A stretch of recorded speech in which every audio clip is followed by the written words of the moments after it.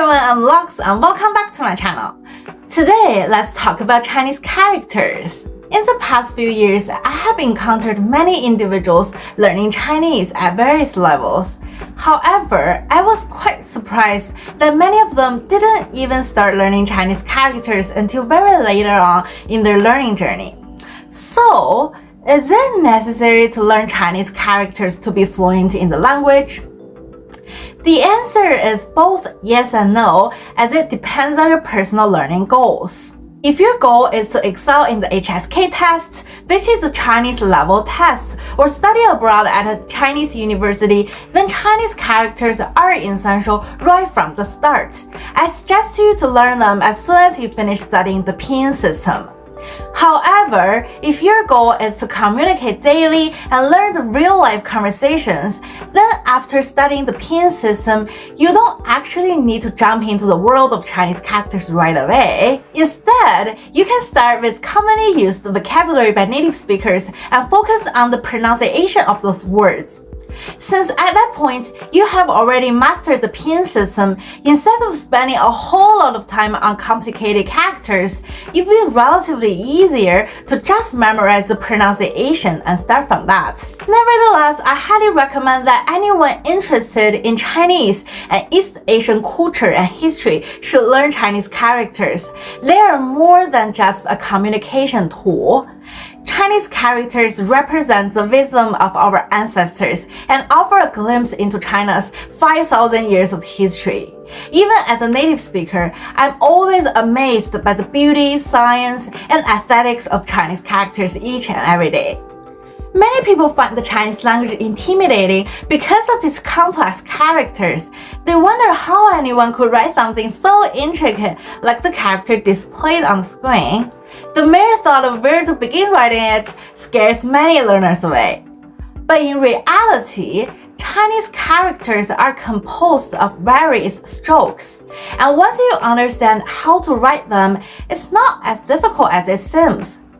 There are only less than 30 commonly used strokes in Chinese, and the basics are even less than that. The remaining strokes are simply combinations of the basic ones. So, let's start by discussing the basics. 横 horizontal, 竖 vertical, 撇 left falling, 捺 right falling, 点 dot, 提 rising. These 6 strokes can either stand alone as a stroke or combine with others to form more complex strokes. Additionally, there are several strokes that cannot stand alone but are crucial in creating many other strokes. First, we have 折 turning. For instance, it can be combined with 横 and become 横折 horizontal turning, or combined with 竖 vertical and become 竖折 vertical turning. Then we have 钩 hook. The component hook is very commonly seen in many strokes. For instance, it can be combined with 竖 vertical and become 竖钩 vertical hook, or combined with 横 and 折, horizontal and turning and become 横折钩 horizontal turning hook. Next, we have 弯 curved. One example is that it can be combined with 竖 vertical and 钩 hook and become 竖弯钩 vertical curved hook. Then we have 斜 slanting. For example, 斜 slanting plus 钩 hook and becomes 斜钩 slanting hook. Pretty much all the other strokes that you see in Chinese characters are made up of these components. There are 2 exceptions that are also very commonly used. The first one is called 握钩 lying hook. You can easily find this stroke in the character 心, which means heart, mind, and so on. The other one is called 弯钩. But one here is a little different from the curved stroke that we mentioned before. Instead, it's called cricket hook. If you're a newcomer to the art of writing Chinese characters, it's quite important to note that there are specific predetermined orders for writing the different parts of a character. Familiarizing yourself with these orders will not only enhance the accuracy of your writing, but also make your characters more aesthetically pleasing.